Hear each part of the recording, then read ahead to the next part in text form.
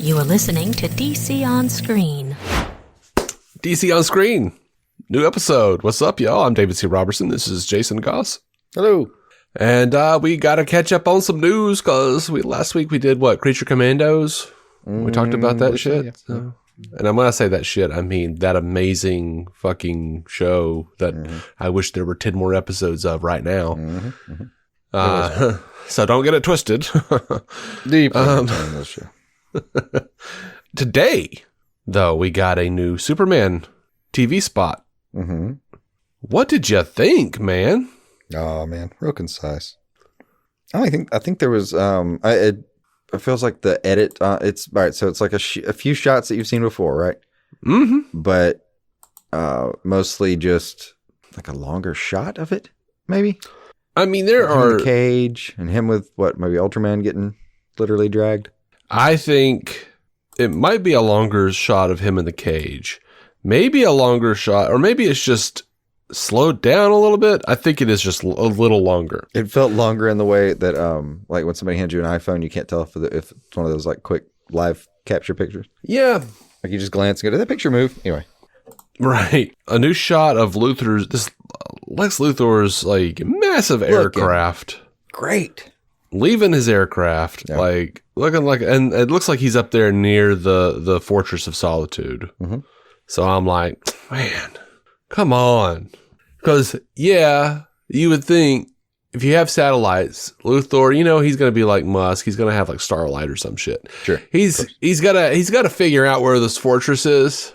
It makes sense right now in today's day and age. But, when you look back and you're like, yeah, man, Luthor found the damn Fortress of Solitude in the Reeves movie. He found the Fortress of Solitude in Superman Returns. It's like, can we stop having Luthor find this Fortress of Solitude? I'm all right. I mean, it makes sense. Like I said, it's I don't think I care. I don't think I care either way, but he doesn't necessarily have to find it. Very much does look like he did.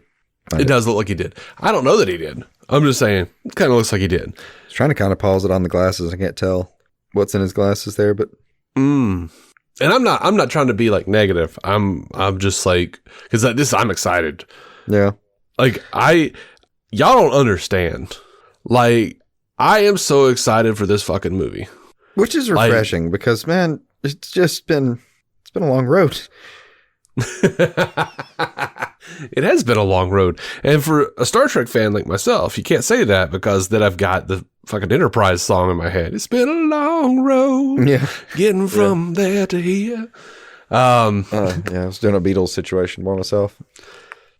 Long and winding road. Yeah. Saved us all. But yeah, no, I'm excited. There is a part of me that's like, oh man, don't let him find the fortress again. Put up a Kryptonian cloak, man. Come on. But yeah, whatever. I don't care. I don't really care that much. It's just sort of like, man, don't retread too much. I'm so scared. That's the thing. It's like, it's not like annoyance. Makes you nervous. It's not annoyance. It's not like, oh, fuck you, Gunn, and you're not original. It's not that. It's like, Gunn, I know you love the thing, but don't do what Bryan Singer did. Yeah. Like, oh, no, you got to be careful. You already got a wrinkly ass suit and people are upset about it. Like, just pull back. Don't do But, like, dude, y'all don't understand. Like, this is like 2025 is like the year of Superman for me. Like, I'm so excited about friggin' Superman. I've got this damn hoodie now. I'm like earmarking McFarlane Superman toys that I'm going to have to get. Like, and they haven't even put out pictures of the upcoming movie stuff. This is just like they put up for pre-order, 1940s Superman from the Fleischer. They're doing a figure based on that. And I was just like, oh, nice. I'm going to have to do it. So, yeah, I'm excited about this. In the Superman spot, we see a shot of Superman flying straight towards us. A proper shot. Yeah. We had the flying from behind like we did before, and then he like does like a, what is it called? Like when they flip? I don't know. A twirly thing? A twirly thing? Wheelbarrow? Is that what it's called? Sure. That may be it. Hey, Dave from the future. just editing this episode, and I'd like to say, barrel roll. Barrel roll. That sounds fantastic from the one time I watched Top Gun. Yeah, he does a little flip in air, and then it pulls around, and we see him like, Superman. Yeah, it did look good. Oh, when he saves the little girl, I didn't realize it was whatever the fucking giant, not Goku. What's the word for Kaiju? Kaiju. Yeah, that's the thing. I didn't realize it was that thing's foot that exploded. And caused all the yellow things to explode at the little girl. I don't think I even noticed that. You can see it in the background there now. Okay. I don't know if it was in the first. I don't think it was in the first. I never noticed it before. Okay. Well, we're going to have the link to the spot up in the show notes if anyone wants to go check that out. Mm-hmm. We saw like giant fortress crystals coming up out of the ground, up towards the sky. It's fantastic. You have the energy of a bride. I love it so much. I just want the day to be perfect. I'm so happy about this for you. Yeah. I'm just like, come on, don't let me down. Mm-hmm. Don't let me down now. Mm-hmm. But But for once in what has been a very long history of DCS, you're letting yourself really go for it here on getting excited about it beforehand. Well, I am, because it's James Gunn. I trust James Gunn. I trust that I will like the movie. Yeah. I don't have any faith that any other DC fans will. Yeah. Because that has been ripped from me. Yeah. Over the years. Well, and you know what? I just realized this is the first time we've been going into a movie for a while not thinking about all the studio turmoil that must be fucking with it beforehand. No, yeah, I know. Isn't that great? Hadn't thought about it just a second, but how you doing with that? That sounds good. I'll tell you this. I didn't think about it at all with any of the Todd Phillips stuff. True. And I didn't think about it at all with any of the Matt Reeves stuff, because he was always like consistently like, oh yeah, no, everything's fine. Yeah, we're just doing our thing. Yeah. True. And those are, a lot easier to kind of let yourself get feelings for beforehand. Yeah. Yeah, I mean, you just get so used to being hurt in certain capacities. But it is nice to actually I do wonder if it's fake to some extent, if they've just let that part of the narrative die down enough that we're not paying attention anymore. Mm-hmm. I really haven't seen much in the way of I haven't seen really any signs of kerfuffle like we've seen before. Not even close to what we've seen before. But no. I mean, some of the media has tried to pretend that it is. Some of the Snyder fans have tried to pretend that there is, but there isn't. And now we're at a stage where this thing came out and I'm seeing like overwhelming positive, like all these trailers of stuff. And you've got like a few, let's just say very imperfect looking people complaining that Superman has a lazy eye. Fuck you. Mm. He does not have a lazy eye, but also fuck you. If you stare at him long enough, you start to realize, like, there are some asymmetries, like with everybody. Mm-hmm. If you just stare at them like a fucking ghoul, you're going to find some imperfection. And I'm sorry, it's very clear that you've never taken any real care of yourself or had any personal hygiene mandate in your life, and you choose to showcase yourself that way in your profile picture, but you're still complaining about someone's looks. Fuck off. I'm sorry. Like, no. It has a vibe to it. It's just that internet fanboy vibe. Yeah. Like, Wonder Woman's tits aren't big enough. Like, okay. Yeah. It has a what's left of X vibe to it. Yeah, like, all right, buddy. Well, let me introduce you to a loofah.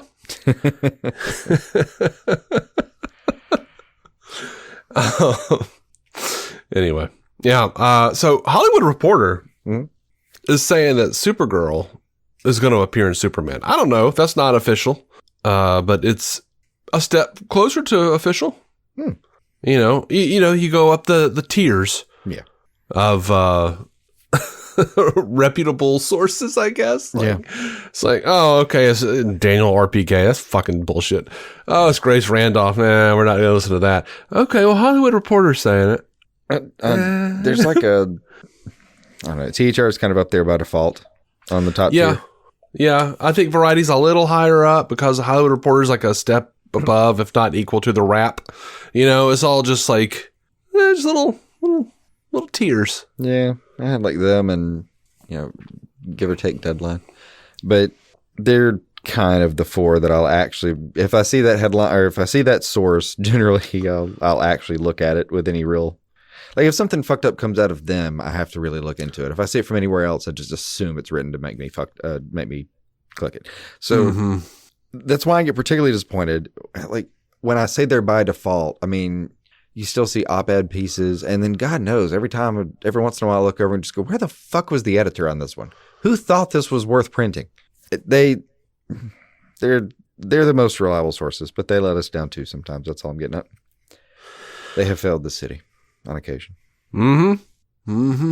Actually, on the Variety podcast, they have one that occasionally is really interesting.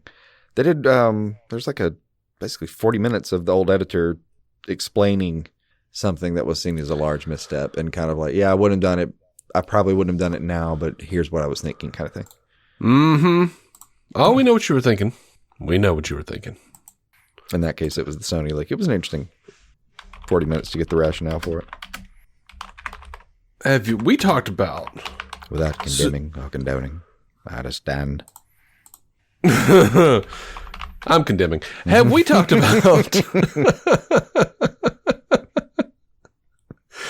Look, here's my thing.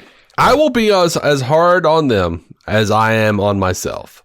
Like if something comes out, if we reported on something stupid, and we have before, and we turn around and we went, fuck.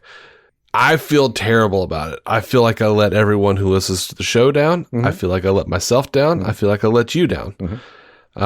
We have been a part of the wasted time cycle before. Yeah. So when other people do it, I'm as hard on them. I'm like, no, fuck you. You messed up. This sucks. I feel like you're one step short of a very bad codependency like version of this, where it's important that I let them know so that they'll retaliate and get fucked up at me when I fuck up later. Like, oh, okay. Yeah, no, I'm it's not bad. like it's bad. I'm also not like that toxic though. So it's like, everybody screws up. Yeah. I am sending you something on Messenger. Or maybe, no, actually on Skype. Let's do Skype because we can't trust Messenger with pictures that we learned. I don't think we've talked about this. There is a rumor that you could see Supergirl in Kelex's helmet, in his head, actually, in the Superman trailers. It does look like a blonde female shape that might have a cape that has an S on her chest. You mean when he's like? I just sent you a picture of it. Yeah, look at the robot helmet. I mean, I'm looking at it right now because that happens to be the image, and I happen to have the thing up. But wherefore art a Supergirl? Do you see like a figure? It's like in the top of his head. Top left, like on its chin. Well, I would say that was the back of his head, but yeah, it does appear that there's something there. Like Lex has kind of fucked up the Fortress of Solitude. Maybe Kara shows up. I don't know. Like I see the reflection of Superman in it, and then on the right, what appears to be a sedan. A sedan. Looks like a car, man. I don't know. Oh God. Ooh, smaller. Okay. Yeah. Do you see it? Yeah. It's a stretch. I mean, literally, I have to stretch the image to get lower. So if you imagine the entirety of the figure you're talking about as just one hub, that just looks like the wheel of a car. I can kind of see it, though, just because the symbol looks really well placed in the center, kind of. Yeah. It's like a female figure. Yeah. Yeah. I'm not undersold, but that's been a big thing going around. So it's a theory that everyone's been freaking out about. And I took a look at it and I was like, well, I'll be damned. I see her too. Yeah. All right. I mean, while we're at it, is that just something exploding in the sky, or we're just going off head reflections here? They're all here for a reason. So that's going to be like. Yeah, I don't know if that's something exploding in the sky. It might be. It actually might be. It also might be something hanging from the Fortress of Solitude. Because if you look where Superman is, behind him, it looks like crystals on the ceiling. It is crystals. I mean, I guess it was just the rockiness. I when I first saw this in the trailer, I thought it was the teaser trailer.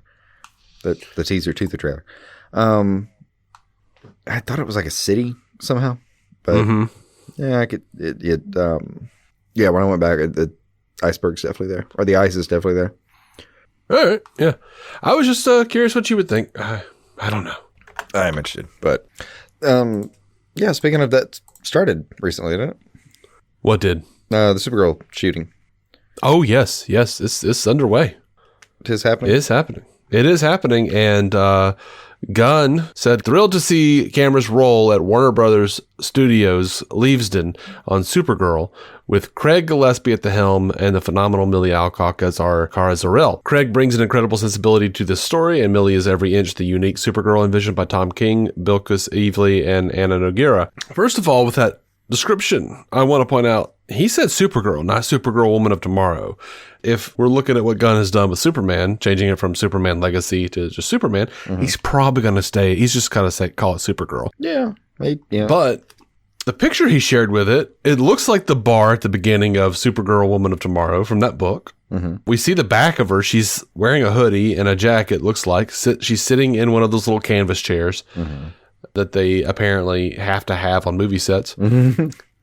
And her little canvas slip. They were popular for 2 weeks, and everyone since then has just wanted it, right? Yeah, you just have to. They're uncomfortable as fuck. You want to die sitting in that chair. Maybe that's the point. I mean, they're shitty lawn chairs where you get destroyed by mosquitoes round here. But I feel like a movie director. But damn it, if you wrote, a title on the back of that shit and gave it to me, I'd be like, fuck yeah, hand me that canvas chair. I'll sit in it. I'm ready for my throne. Close up, Mr. DeMille. Yeah, so. But the back of the canvas. The back of the canvas has the Kingdom Come Superman symbol, but it is the yellow parts are, it's either blue or purple, and I am colorblind, so I can't really see. I've seen some people say blue, some people say purple, so I'm just telling y'all, I don't know. I don't. Now I'm curious. I do intend to put it into the show notes on the website on dconscreen.com. And what are we suggesting is purple in this picture? So what they're talking about as purple is the background of the S. That's what I thought. The yellow parts traditionally on Superman. They're saying that's purple. It's a very, very, very fluorescent blue that has a purple sheen to it, in my opinion. So it effectively has a purple to it in my professional opinion of blues. It is a slightly purple. Okay. Not a pure blue. Here's what I heard. Jason, is it purple or blue? And you said yes. Yes. Roughly yes. It is perlu. I don't know how to describe that too. There's bluelet. Yeah. Bloople. I have a love that word. I have a couple of weird definitions for blue, but yes, in my opinion, this is like a blue that I can tell there's purple there, but that could just be the light. It's you can see a lot of, kind of really, really fluorescent shit going on in the background as well. So, So they have cast Supergirl's parents, and there are some people who are saying, well, we don't have confirmation that we don't know who it is as far as Kara's adopted dad, or if it's her Kryptonian parents. I think we got the answer. David Krumholtz and Emily Beecham are playing Supergirl's parents, and David Krumholtz on Instagram, I believe, said, I was that kid overflowing drawers full of comics, escaping into worlds unknown, imagining myself having powers that would benefit the greater good. Joining the DC universe is a mind-blowing privilege. Representing the symbol of hope in Supergirl as Zor-El is a personal triumph. My gratitude overflowing now like those drawers did. David Krumholtz. I don't know if you know him. I know you know him from Serenity. Just let me see his face then real quick. I'll get that sorted. She killed me, Mal. Killed me with a sword. Yeah, that's what I was thinking you were talking about for some reason. Yeah, that guy. Yeah. How weird is that? I mean, honestly, I was thinking, yeah, the only memorable face that's just in the movie. Gotcha. Probably that guy. I'm good with that. I like Krumholtz. I see him from time to time. He was fun in Hail Caesar, from the Coens. He's around, though. He's around. You see him all over the place. He's been around. So also in the Hollywood Reporter, it says that Lobo is only cameoing. It says that Lobo is only I can't say that. The Lobo is only a cameo in Supergirl. Cameling? That's what it's saying. Yeah. Gotcha. He ain't going to be in it for a long time, Jason. He ain't going to be in there for a long time. That's not super surprising, I guess. I mean, he is just going to warrant a lot of screen time if you let him in too much. Yeah, and there is like a whole chunk of that book that they or the story that they kind of gloss over in the book because there's like, nope, that's too much story. Like this is specifically about like Ruthie and Supergirl, going to take down the fucking Krim. Mm-hmm. Yeah, we need to have like a little montage of them going to different places and tracking this dude down. But they montage it. So if you're going to montage and you're going to have altercations with lots of different aliens, it's kind of fun to throw in Lobo. Good to have this be one of them? Yeah. Yeah. Over to the Batman Part 2. A good wild cameo. It's cheap. We all get a good laugh out of it. You can make some magic happen. I hope it's a little more than a cameo, honestly. But, I'm okay with whatever. You understand. But we've got some Batman news. Oh, cool. And I think we should talk about it after a break. Stretch the legs. I really do. I'm in a weird position. We are back, and we're going to talk about the Batman Part 2 in just a second. But before that, I would like to invite you to become a patron. $1 a month. That's all it is. $1 a month gets you every episode ad-free, and $5 a month gets you that plus extras like the warm-up I just posted, along with this episode, where I discussed my recent adventure with a local tick dealer. Mm-hmm. And you don't want to miss that, my friends. It's juicy. You don't. Stop saying juicy. It's a moist anecdote. Wait, what do you want? Oh, that Patreon episode is so juicy I could just pop. Like a tick. Slipped right off the server. Alrighty, the Batman Part 2. Matt Reeves has confirmed that they are shooting this year and that they are excited about it.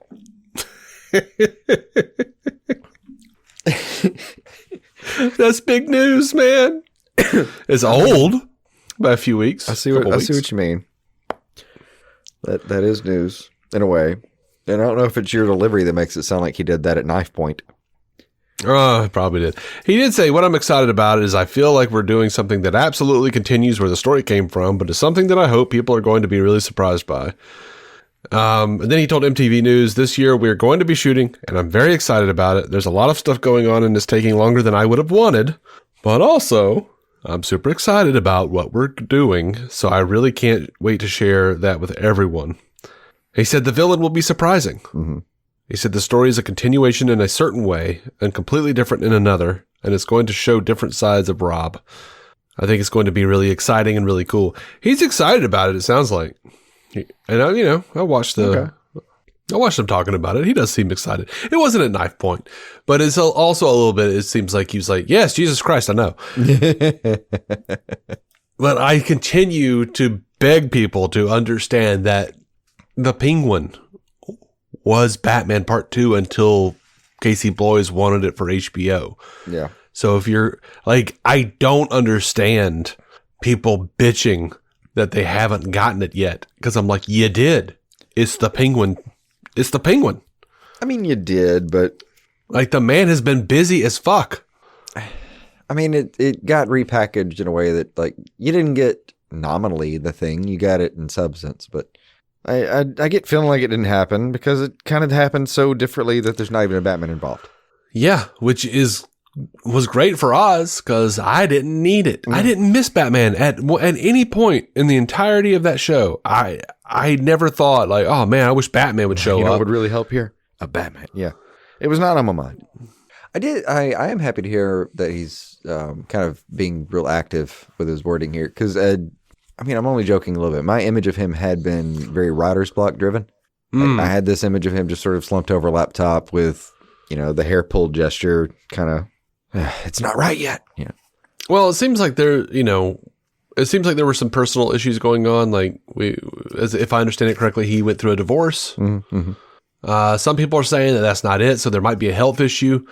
But also, man, he was just doing Penguin. Yeah, he was working on Penguin as well. So I don't know, man. I'm just not mad at him. It is that deep. Yeah, I don't get it. I'd rather it be good, and if it's as good as the Penguin was, which I think was better than the Batman. Mm-hmm. Thumbs up. Let's do it. Like, take your time, dude. Let him cook, as the kids say. Mm-hmm. All right. So there's all sorts of kerfuffle over the last few weeks. Oh, he's going to be the DCU Batman. Pattinson's going to be the DCU Batman. Don't let anyone tell you different. Like, that's what they're doing. So let's follow this little thread here. In an interview, Reeves said, it really comes down to whether or not it makes sense as to whether or not he'll be the DCU Batman. What's been great is there is a story that I wanted to tell that we're calling the Epic Crime Saga, which is the thrust of what we want to do. And it's been important to me to be able to play that out. He says, that Gunn and Safran have been really, really great about that, and they're letting us do that. What the future brings, I can't tell you. I have no idea right now, except that my head is down now about getting the Batman Part 2 shooting and to make it something really special, which is, of course, the most important thing. And he has said that there absolutely have been, discussions about it. Gunn has said that. Yeah. So, on the Penguin Season 2 and more spinoffs, he says, I would love to do more spinoffs. The thing we're really focused on right now is the Batman Part 2. We're talking about doing the second season of The Penguin, but my big priority is to get the Batman 2 shooting and going. And then it'll be exciting where we'll go from there. Yeah. So it is fun to be a showrunner or in his position sometimes. You're getting yelled at for the movie. Where is it? Mm-hmm. Here's this Penguin thing. Oh, okay, that was cool. Where's the Batman? Where is it? Yeah. I'm working on this thing. All right, you're all happy now, though, right? Because and then the Where's the Penguin 2 starts rising in the background. Oh, there's two of them. Yeah, great, awesome. Yeah, this is why I like One Baby Bird gets found at the bottom of the tree sometimes. Mm-hmm. The dark entitlement rises. Mm-hmm. Over to the Brave and the Bold, though. Andy Muschietti said that Pattinson is absolutely not the DCU Batman. So it's funny because Gunn and Matt Reeves have confirmed that there have been talks about incorporating the Batman, Pattinson's Batman, into the DCU universe. But in this interview with Spanish radio station Radio 2, Andy Muschietti said it will be quite obvious that the Batman in The Brave and the Bold isn't the same Batman from the Batman Part 2. And he goes on to say that it'll take a while until Brave and the Bold is released because it would be absurd to release two Batman movies at the same time. Yeah. And he says that they're putting together a plan so that Batman 2 and The Brave and the Bold can coexist while remaining separate. He says, as for my participation in the film, there are good intentions. I want to make the movie, and we're talking about ideas and story and tone. I can't say anything, but it's going to be great. That's what I can tell you for sure. I am 89% sure Andy Muschietti is not directing that movie. Mm-hmm. He says we have good intentions. That means he doesn't know that he's making this movie. Mm-hmm. He's on the fence about whether he's making this movie. And I'm really, there's too much bad baggage, man. After The Flash and then after the misinterpretation of his comments in this interview that I'll talk about in a minute. Mm-hmm. After what we're about to cover. Woo-wee. Yeah. I haven't seen this bit yet, so I'm excited. But yeah, I've been leaning toward, I don't know if he's, fully on board either. Mm-hmm. But you say there was some shit stepped in. Oh, God. And it wasn't even his fault, I don't think, but it's the public perception. The perception of having The Flash flop like it did. The perception of the things that he said in this interview that people are kind of taking and running with. I don't know. Maybe he will direct it. We'll see. But for now, let's jump over to Lanterns. Mm-hmm. Deadline is reporting that Ulrich Thompson, which I haven't seen Gunn confirm this, but this is a guy from Counterpart and The Blacklist. He's a good actor. I've liked him in what I've seen him in. He's been cast as the iconic Sinestro in Lanterns. And that's a badass Sinestro, if that's what they're doing. If that's accurate, I'm really excited about that. And by the way, over on Reddit, there is a supposed Lanterns plot leak. Oh, fun. I have not read it. Maybe it's right. Maybe it's wrong. My suggestion to you, dear listener, don't get all hot and bothered about it or all jubilant about it. There is no telling if it's true or how much of it is true or how much of it will be true by the time we get it. Yeah. Because filmmaking, television making, it's all very fluid. Unless you're in the middle of a writer's strike and you can't change the script at all. Yeah. I'm sorry, Star Trek Section 31. You're a shit movie. And it may not have been your fault. Yeah. You were never meant to fly. You were never meant to fly. Even Reddit, though, I have a give and take or a back and forth kind of relationship with the factiness of Reddit. Mm-hmm. Because on occasions like this, I would tell you outright, just don't. Like, the plot leaked on this thing, and you find it on Reddit is almost. I can't think of an exception to that being bullshit, but there's other things where like the second comment on Reddit is absolutely the most truthful thing on the internet. It's a weird time to do a Google search for that one. Yeah, but in this case, I would lean against it. Mm-hmm. Over to Swamp Thing. James Mangold is talking about his Swamp Thing in an interview with MovieWeb to promote the Bob Dylan biopic he just made, A Complete Unknown. Mm-hmm. He was talking about some of the future films he has in development, including Swamp Thing. And there was also a Star Wars movie exploring the origins of the Jedi, apparently. So he says, Swamp Thing at DC, it's just a matter of, do we find a way on the page to say something original? When he was asked about balancing his creative interests with an established IP. And he says, I'm not that interested in being handcuffed by so much lore at this point that it's almost immovable and you can't please anybody. With Bob Dylan, you have known quantities, yes, but there are ways to interpret them. With other kinds of IP, it gets to a religious level. I think that was where he was talking about DC and Star Wars. No. I suspect. I love when you're talking about Bob Dylan's canon as like, that's a little bit flexible over here. It's fluid. It's a living document. Yeah. The actual human whose reality exists and has been documented thoroughly is the one where you're like, I mean, they've got a lot of room to play with that. But I mean, on his first album, they were like, hey, give us your bio. Tell us where who you are. And he just made up a whole bunch of shit about riding the rails as a kid. Yeah. I mean, Dylan is myth at this point. I know. My favorite apocryphal story is that thing about I quit smoking.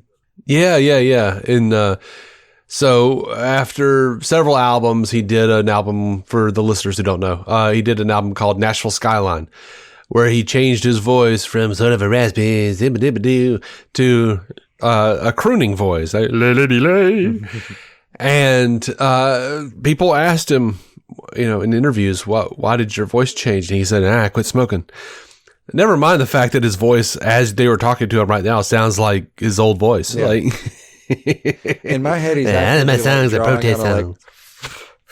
Quit smoking. That would be hilarious, but I don't think that's what happened. That's how I envision it. Like, no, the Nashville Skyline years are when he's like coked the fuck up. Nice. Yeah. With Johnny Cash.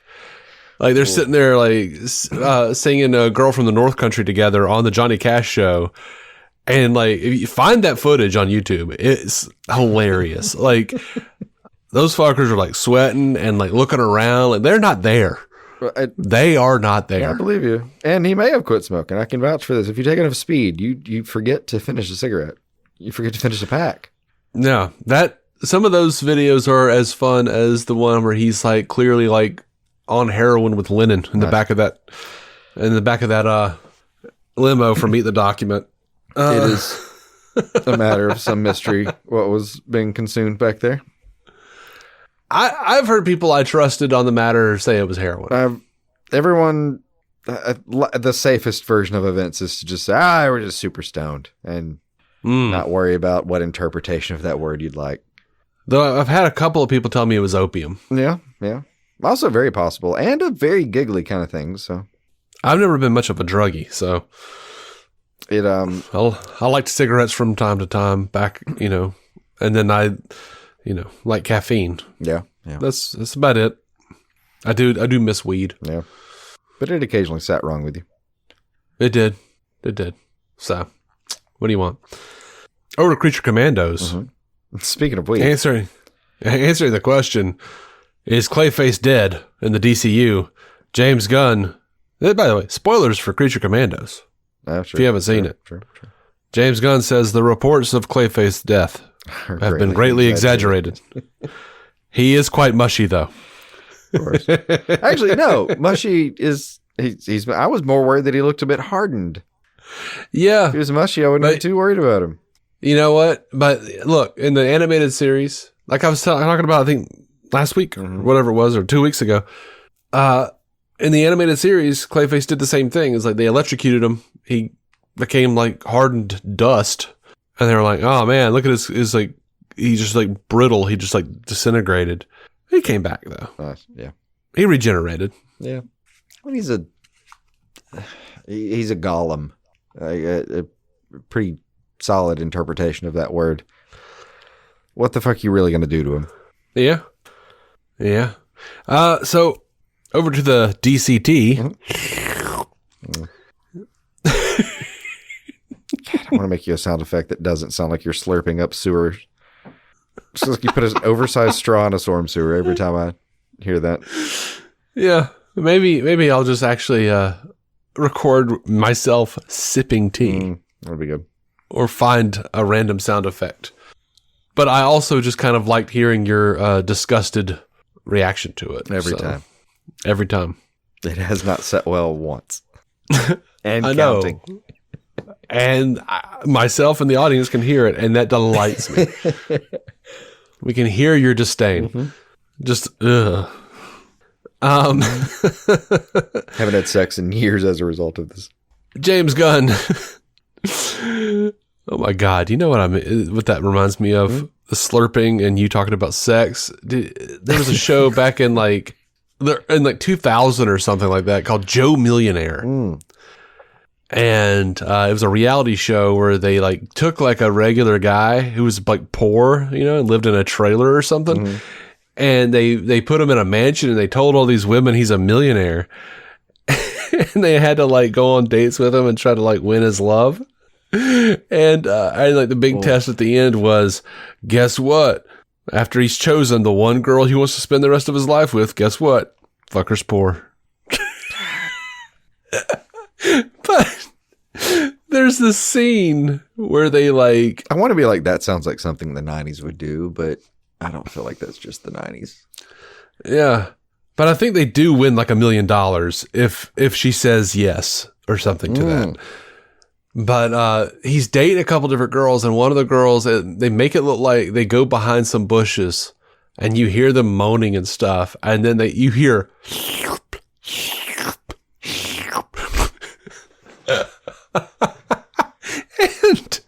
And it was like a scandal. Everyone was like freaking out. Like, oh my God, what was he doing? Yeah, we were all pretty sure we knew what he was doing. But then it came out like shortly after, like, they were like, we didn't go behind a bush. There was no slurping. We don't know where they took that sound effect from. And it was just, they were just lying. Like, Fox was just... The show was just adding shit. Oh, that pretending. Yeah, that feels right. Yeah, no, in that sense, that feels like something that the 90s would do. Yeah. Anyway, James Gunn. Are reality TV producers still that evil, or is that... I don't know how that works anymore. I don't want to know, actually. I don't want the answer to the question.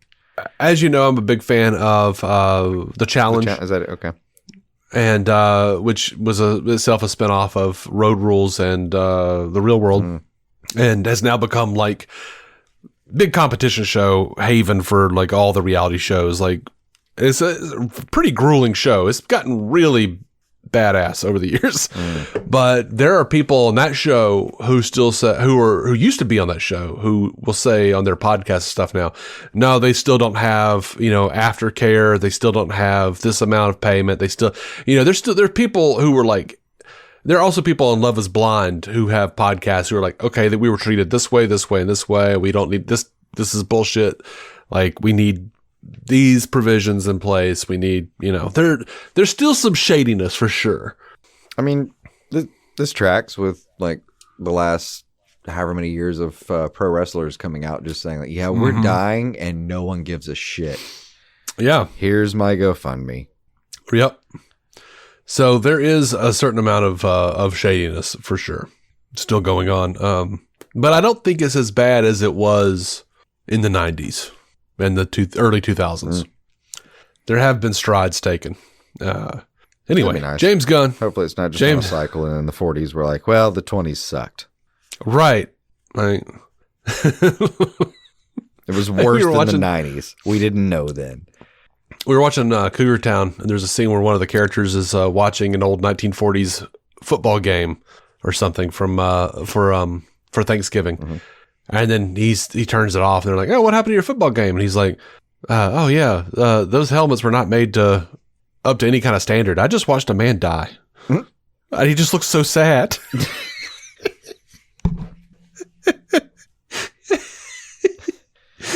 Wow. It was like a really dark moment there.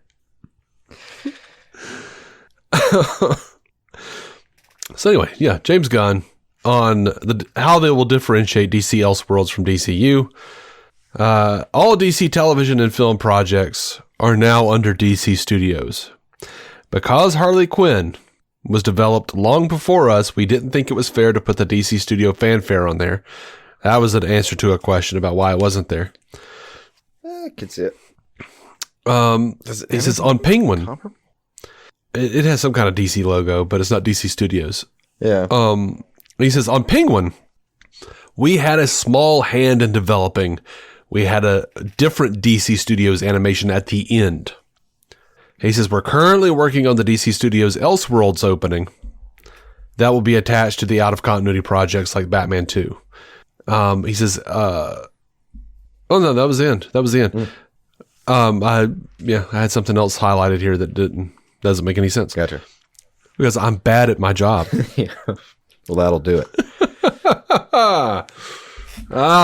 Anyway. Reckon that'll do it every time. So yeah, they're working on a DC Elseworlds logo. It'll differentiate it. For the people most eminently worried about it. I guess so, yeah. Well, small guy. Now, let's get on to this Flash shit. All right. First of all, it was a Spanish radio station. Mm-hmm. So it had to be translated.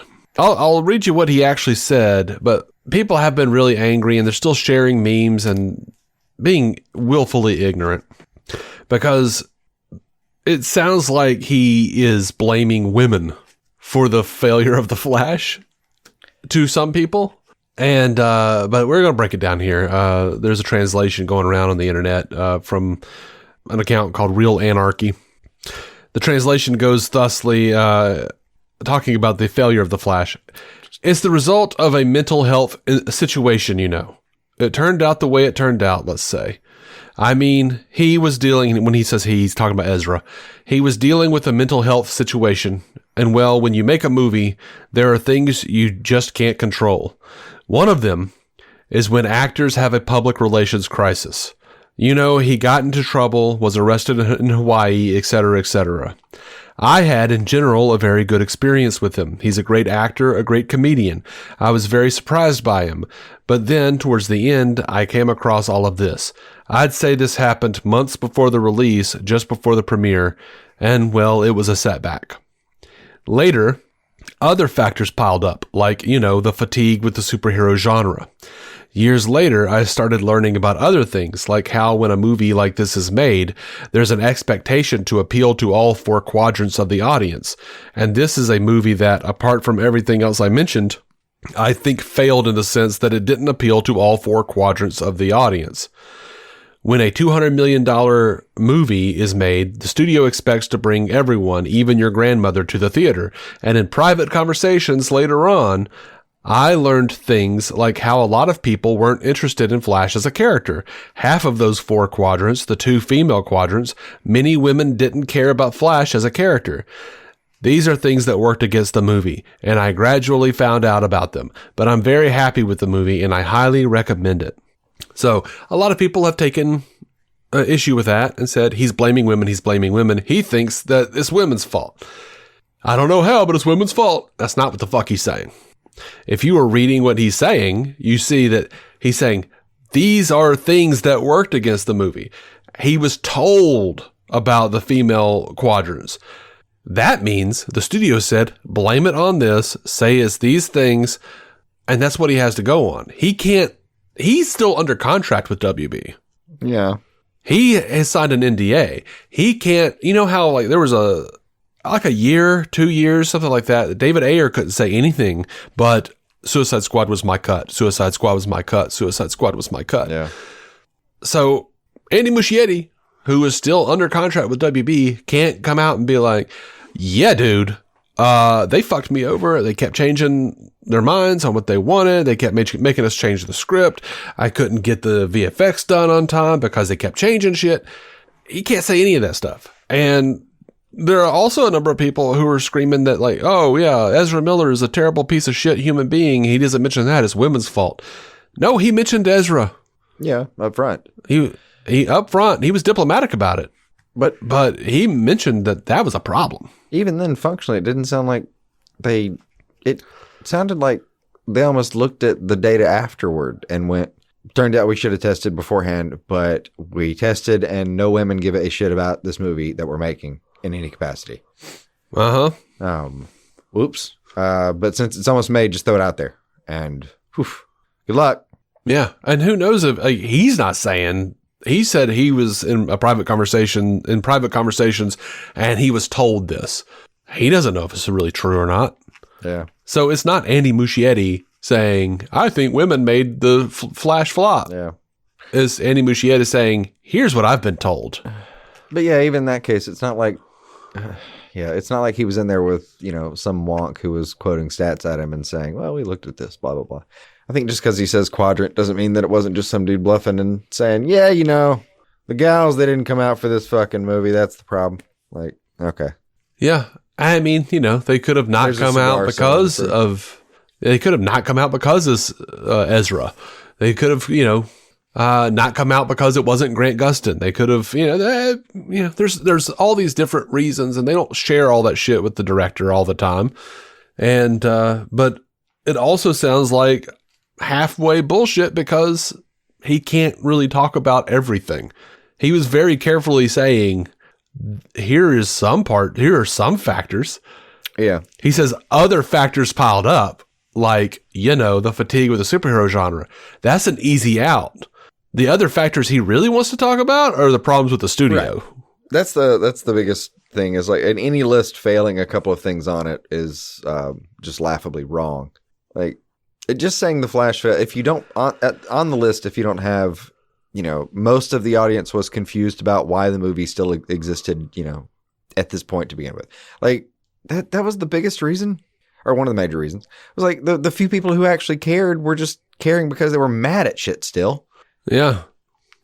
It seemed to be only a few of us that just wanted to go like see what was left in the tank, I guess. Well, if it's 2 hours of entertaining, I'll go see it at least. Yeah. Well, let's see what's in the tank. Oh, not a tiger. Not a tiger in that tank. So yeah, I don't think Siegfried. How? Long dead. Oh. That has been so rampant online.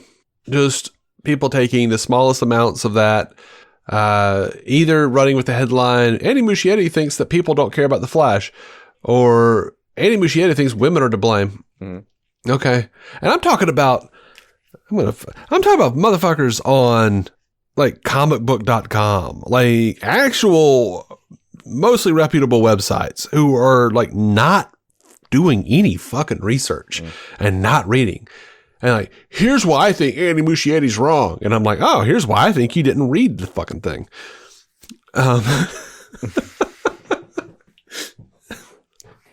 Anyway, but I don't think he'll wind up doing that Batman movie. I just don't. I think it's over for him.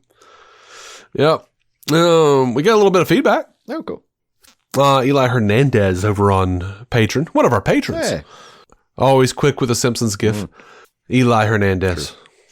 Creature Commandos was awesome. I felt bad for Nina after watching her origin and then seeing her get killed. Well, spoilers for Creature Commandos. Hope we get to see her in season 2. Me too, buddy. Hopefully she gets resurrected. Yeah. I mean, they got Kelex there. Kelex, whatever his name is. He says, G.I. Robot was my favorite. Me too, buddy. Happy to see he was rebuilt. Yeah. Good show, gentlemen. Have a good week. Thank you, Eli. And thank you for your continued patronage and your friendship. Yeah, you've been a long-standing member of the DC On Screen community. Hell yeah. And then Waits in Horror, who also long-standing member, has sent us a couple of messages. From 2 weeks ago, he said, a thicker Batman that has an entire Bat family? I dig it. A Batman that wears blue and gray? I dig it. Also, cannot wait to see Lobo played by Momoa. Would love to see him get a Max series of his own. Welcome to the DCU. Man, wouldn't it be great if we got a Lobo series? Oh, hell yeah. I'd watch that. Like, dude, James Gunn, man. Yeah. I need. On a flashback scene of a 10-year-old killing everyone on a planet? Well, yeah, but absolutely. But I need a miniseries, a Christmas miniseries, Lobo versus Santa Claus. Yeah. I need that shit in my life. Again, Waits in Horror says special, so I know, that's what I'm saying.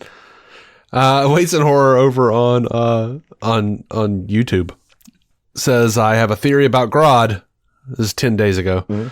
And other villains are being controlled by the Center from New Frontier. Also, am I the only one who thinks that there's more to the statues and amethyst in the princess's office? I mean, maybe. Oh, yeah. I didn't even think about that. That would be fine. I'm honestly, I'd take any thread to pull on. I'm still deeply confused about what her end game was, other than to just like get herself in a lot of trouble.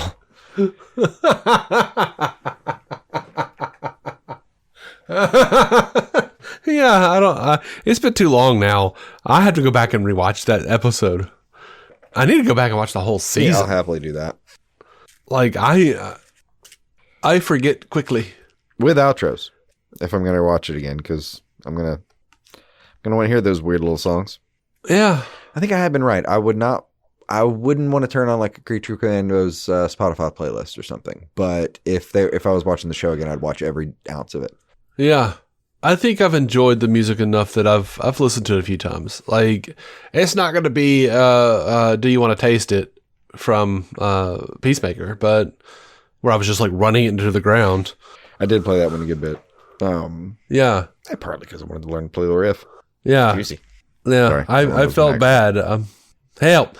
That was one of those situations where you're just like, you're playing the thing over and over and over, and someone you love is like, really? And I'm like, sorry, 'twas the tism, my lord.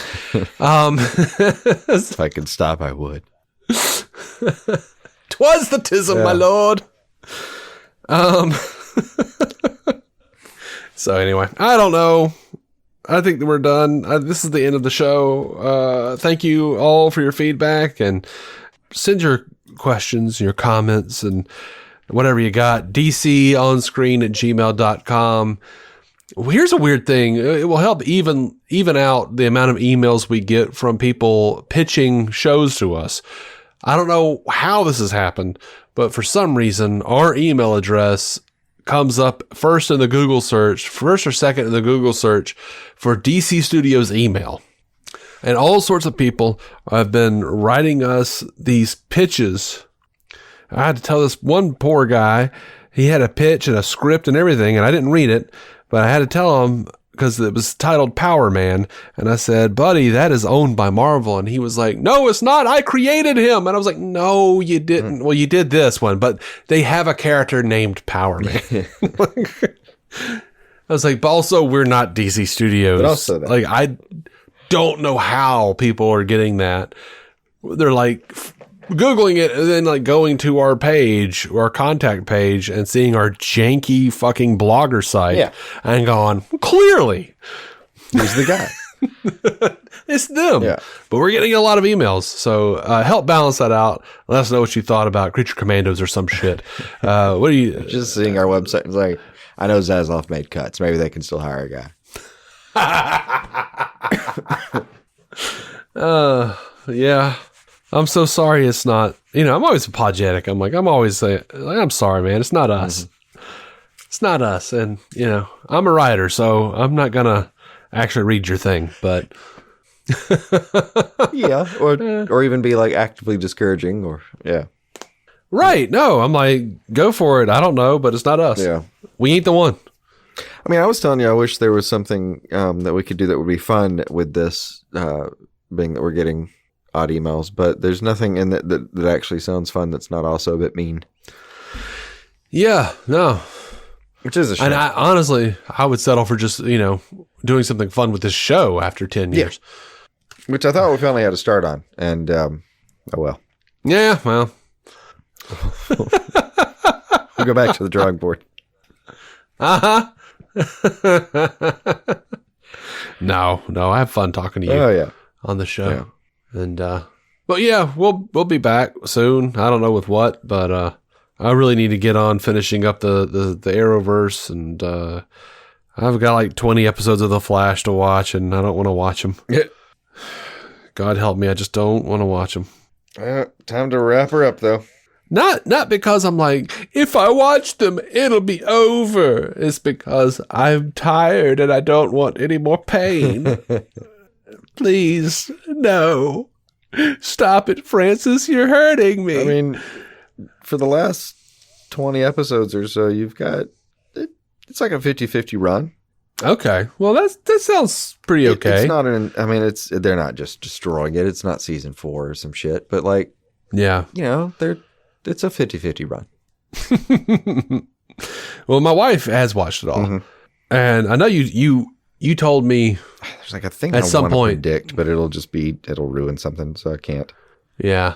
At some point you told me it's not that bad. It's, there's some good stuff in there. And I was talking to Bethany the other night. I was like, yeah, Jason says there's some good stuff in there that I'll like. And she gave me a look that said, Jason has lost favor with me.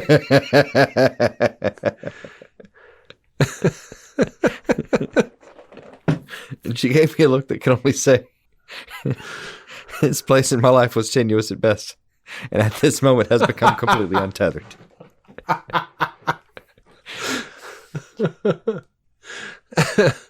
I shan't hear his name in this home again. On the other hand, she's in there watching a movie called Tommy Tricker and the Traveling Stamp or some shit. I don't know. So, yeah. So, who can trust any of you? Yeah. I mean, if it helps her gain any respect for me back, some of that lower 50 is real fucking low. But I don't want to be like super discouraged, and you have work to do. Yeah, I understand.